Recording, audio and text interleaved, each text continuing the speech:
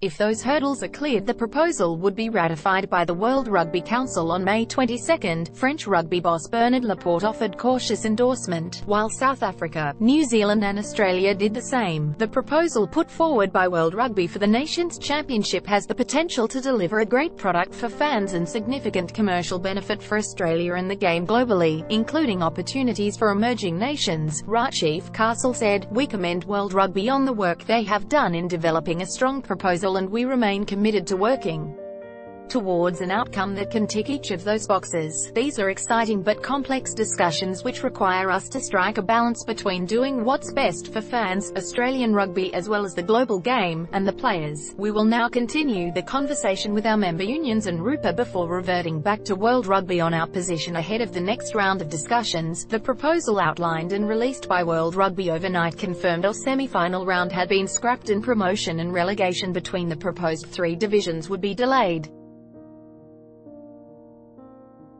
Six Nations and Rugby Championship sides are encouraged by the latest developments. Credit based on current rankings, the first division would be made up of the current Six Nations teams England, Ireland, Wales, Scotland, France and Italy, and an enlarged Rugby Championship, including Japan and Fiji for the first time. It would start from 2022. The Six Nations and Rugby Championship windows would be untouched February, March and August, September, while the June, July from next year, and November windows would see each host union play three of the visiting teams once. They would play the other three teams away in the opposite window. The championship would run in full 2 years out of every 4. It would not run in World Cup years, and an abbreviated version with no promotion and relegation implications would run when British and Irish Lions tours are held.